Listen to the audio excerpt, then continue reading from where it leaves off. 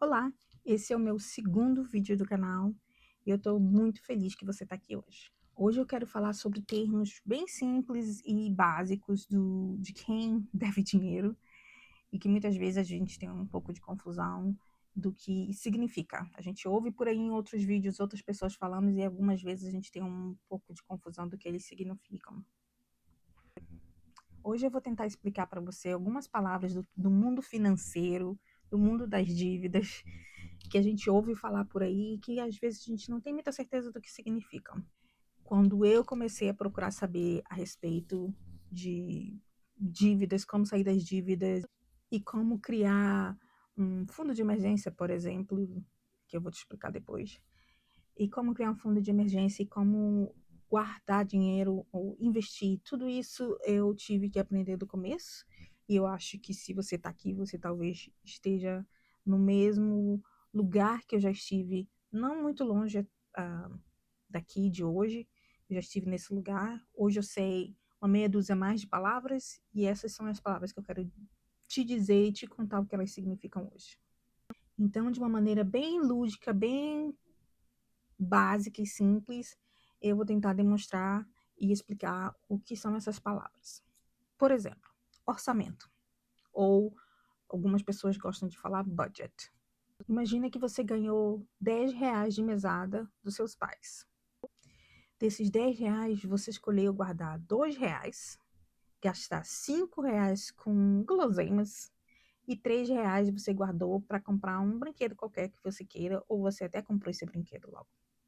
Essa divisão dos R$ 10 iniciais, que seria o seu total, é o que a gente chama de fazer um orçamento.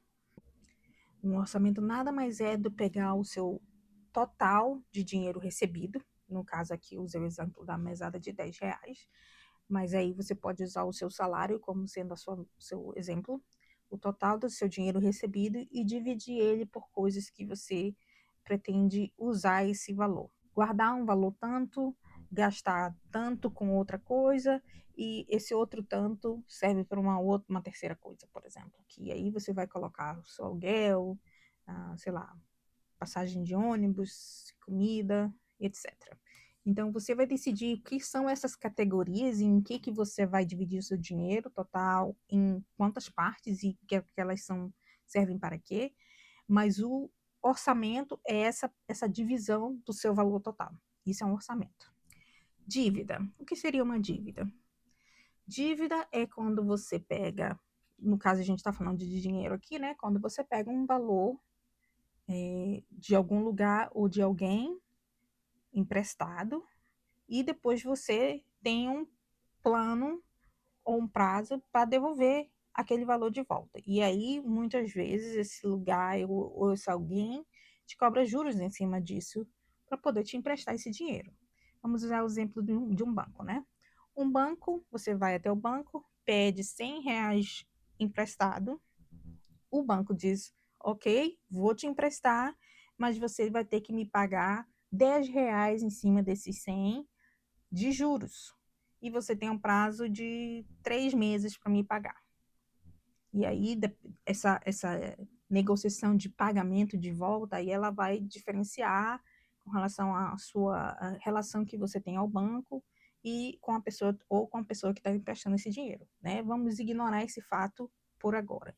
O importante é que você pediu 100, o banco disse que te emprestaria 100 se você pagasse R$ 10 a mais, que seriam os juros, e você concordou e você tinha um prazo de 3 meses. Se ao chegar aos 3 meses você não conseguiu pagar os 100 mais os 10 que o banco, que você e o banco concordaram, aí a partir daquele momento você está em atraso, né? Mas esses 100 mais os 10 é a sua dívida. Isso que é uma dívida.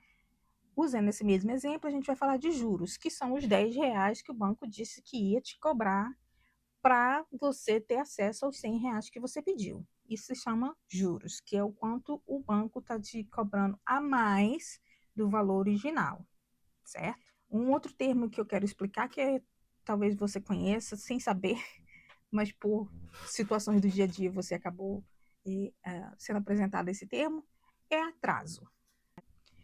Quando o banco te concorda, e você também, de te emprestar os R$ 100 com mais os R$ 10 de juros, e você concorda com isso, e tem um prazo, e você passa daquele prazo, e naquele momento em que ele concordou de te emprestar os 100 mais os 10, ele disse, se você atrasar, você vai pagar mais 30 em cima dos 10 que eu tô te cobrando inicialmente. Ou seja, 100 mais 10, se você pagar em dia, mais 30 se você pagar com atraso. E aí esse atraso também é uma negociação que você tem que fazer quão frequentemente esse atraso vai ser renovado. Pode ser mensal, pode ser diário, enfim. Então, vamos dizer que você, no final dos 3 meses que foi acordado que você ia pagar os 100 mais os 10 de juros, você não conseguiu pagar. E agora você tem, além dos 100 mais os 10, você tem mais 30. Ou seja, agora a sua dívida que era o seu empréstimo que você pediu 100, você pegou 100 na sua mão, você agora está devendo 140, porque você atrasou. Outro termo que eu acho que muita gente às vezes se confunde um pouco e não consegue entender muito bem para que serve, ou acha que é irrelevante ter isso no seu orçamento, é uma reserva de emergência. O que é uma reserva de emergência? É um dinheiro que você vai guardar para exatamente isso, emergências. Dentro da reserva de emergência, eu imagino, para mim, na minha cabeça, que tenha duas categorias. Eu vou falar de uma maneira geral e vou explicar o que seriam essas duas categorias dentro do meu entender. De um modo geral, a reserva de emergência é como se fosse um potinho que você guardasse umas moedinhas para no dia que tiver faltando dinheiro em casa, você vai lá dentro desse potinho para comprar um pãozinho, um leitinho para você tomar seu café. Mas enfim, a reserva de emergência é esse potinho dentro do seu banco, de preferência, que você vai botar uma quantidade toda semana ou todo mês, conforme as suas condições, até atingir um valor tal que você vai predeterminar. E aí que eu acho que chegam pelo menos algumas categorias diferentes, pelo menos duas. Por exemplo, tem a reserva de emergência que muita gente fala para você ter 6 meses, na verdade não, de 1 a 6 meses das suas contas do dia a dia. Por exemplo, vamos dizer que Maria recebe, eu vou usar termos bem simples, valores bem simples, para que sejam mais fáceis de visualizar, ok? E que não vire uma bola de neve, porque aqui a intenção não é fazer cálculos matemáticos complicados, é só explicar o que significa o quê. Então vamos lá, Maria recebe R$ 1.000 e desses R$ 1.000, 400 reais é para o aluguel. Ela sobrou 600, né? E aí desses outros 600 que sobraram, 200 é para mercado. Então, agora ela tem só 400 sobrando. Outros 200 é para os filhos, isso inclui, vamos dizer, educação, calçado, coisas para os filhos. Eu estou colocando termos bem abrangentes, porque não é o caso, a gente não está aqui tentando entender o que é o que, mas estou só quebrando para você ter uma noção. Então, tem R$ 200 que está, né, sobrando. Esses R$ 200, a Maria, R$ 100 ela paga de contas do dia a dia, de luz, de água, sei lá. E os outros 100, ela geralmente gasta de lazer, ou cartão de crédito, fazendo alguma outra coisa, certo? Isso cobriu os R$ 1.000 da Maria que ela recebe de salário. Agora, se a Maria se organizasse, talvez, porque eu sei que cada um tem sua situação, e assim como eu já ouvi muitas vezes dizer que todo mundo consegue guardar dinheiro, eu sei que existem situações e situações. Eu, na época que eu ganhava pouquíssimo, e 65% do meu salário, 65% a 70% era para pagar aluguel, eu sei que eu não tinha como economizar. O que eu economizava, como eu falei no começo, ou no meu outro vídeo, na verdade, era no supermercado. A gente deixava de comer, sei lá, uma carne para comer linguiça. Ou a gente deixava de comer um peito de frango para comer coxinha, entendeu? De frango, porque era mais barato. Então, esses cortes que a gente conseguia fazer, mas o mercado tinha que ser feito de qualquer maneira, entendeu? Então, era esse tipo de corte que eu me referia. Então, a Maria, talvez se ela conseguir, ela talvez conseguisse diminuir os R$ 100 que ela gasta com cartão de crédito ou com lazer, conseguisse dividir esses R$ 100 e botar R$ 50, sei lá, para fazer a reserva de emergência dela. R$ 50 é um valor que, dentro desse cenário, é bem baixo, né? Mas é o melhor que ela poderia fazer. Então, dentro desse cenário, e dentro do seu cenário, e dentro do meu cenário, a gente só pode fazer o melhor que a gente pode fazer. O mais importante é você ter consciência e ter essa saber com detalhes onde que seu dinheiro está indo.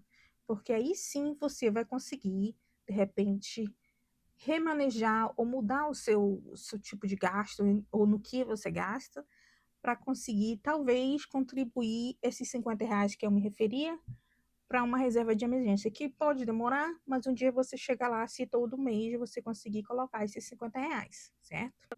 A reserva de emergência pode ser uma necessidade um dinheiro que você vai guardar para uma coisa eventual. Quebrou um cano, as lâmpadas, sei lá, caiu a energia um dia e queimou sua geladeira, você tem que comprar uma nova, então para esse tipo de coisa. Existe também a reserva de emergência, que é para as suas necessidades por um período tanto de meses.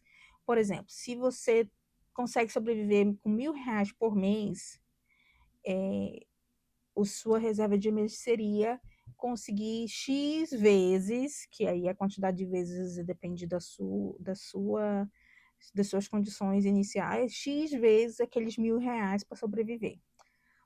Para uma eventual perda de emprego, uma eventual situação em que você precisou, sei lá, de alguma emergência com algum de seus filhos e você teve que usar o dinheiro do seu pagamento no mês e agora já não tem mais suficiente para pagar o aluguel, de repente você pode complementar com aquela reserva de emergência que está ali guardada para esse momento específico.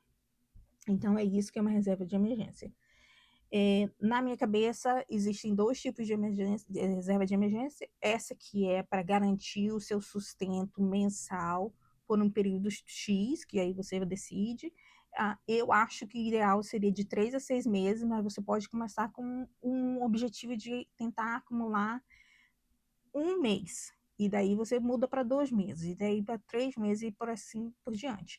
Se você gasta R$ 1.000 no mês, é se comprometer a juntar o dinheiro suficiente para conseguir pelo menos um mês das suas contas estarem pagas e ter esse dinheiro guardado. Um outro termo que eu acho que, na verdade, eu vejo muitas pessoas falando corte de gastos, mas você pode chamar de congelamento de gastos também, que é quando você decide cortar do seu orçamento ou das suas compras do mês ou daquele período que está estipulado pelo seu salário, que você decide cortar uma coisa X, que você todo mês compra, ou a cada 2 meses compra, ou a cada 3 meses compra, cortar aquilo do seu orçamento. E aqui eu não estou falando só de compras físicas que você pode apalpar. Às vezes é uma assinatura, sei lá, da Netflix. Então, se aquela assinatura da Netflix naquele mês ou nos próximos 3 meses vai te ajudar a poder guardar mais dinheiro para aquela emergência, reserva de emergência que nós falamos agorinha, e que você não vai sentir de uma forma muito negativa, ou ela não vai tirar de você alguma coisa que é essencial, talvez seja interessante cortar aquela assinatura por 1, 2, 3 meses, ou até mais do que isso, dependendo da situação. No meu exemplo, por exemplo, a única assinatura que eu tenho é do Netflix. E, na verdade, como eu não tenho TV a cabo, eu não tenho telefone em casa, eu tenho meu celular, eu pago conta de luz, eu pago meu aluguel e, óbvio, transporte, que é público, e, obviamente, também pago mercado. Então, nenhuma dessas coisas aqui, se eu não tenho como cortar praticamente nada disso. A única coisa que talvez eu pudesse cortar seria minha Netflix. Minha Netflix, mas é a minha única maneira de ter lazer sem ter que gastar mais. Então, para mim, vale a pena manter a minha assinatura do Netflix. que custa $10. Então, se for alguma coisa que, se você tirar daqui, vai aumentar em outro lugar, vai crescer em outro lugar, então talvez não seja interessante, né? Mas se você conseguir tirar daqui e manter daquele jeito por algum tempo, pelo menos, até você conseguir se adequar e pagar alguma das suas dívidas, juntar o dinheiro suficiente, seja lá o que for, então talvez seja uma coisa interessante de se analisar. Então, controle de gastos, ou congelamento de gastos, ou corte de gastos, seria mais ou menos isso. Cortar onde dá para cortar, dar uma paralisada num momento em coisas que talvez não sejam essenciais, ou ver outros lugares, no caso, por exemplo, para mim, como eu já falei, o lugar que eu mais consigo cortar é no mercado, porque a Netflix não é tão cara assim, eu mantenho porque é a minha única fonte de lazer, sem eu ter que sair de casa para gastar mais, né? Então me diz aí, o que você achou? Você achou complicado? Tem algum termo aí que você já conhecia? Ou que você, de repente, não conhecia e passou a conhecer agora, entender melhor agora o que significa? Você gostou da minha explicação? Eu tentei ser o mais didática possível, falar de uma linguagem mais simples possível para todo mundo poder entender, não só uma pessoa que de repente, né, já está nesse mundo de finanças e de pagar contas há algum tempo, quanto alguém que de repente entrou no YouTube agora e encontrou meu canal e está interessado em saber o que é o quê. Se você está interessada em continuar sabendo mais sobre pagar contas e melhorar a sua vida financeira, sem nenhuma enrolação, eu tento aqui passar de uma maneira bem clara e objetiva, sem muita enrolação. Se você está interessado, não se esqueça de se inscrever no meu canal, me deixa um like, comenta aqui na área de comentários o que você achou do vídeo, onde que você está na sua jornada. Eu te vejo no próximo vídeo.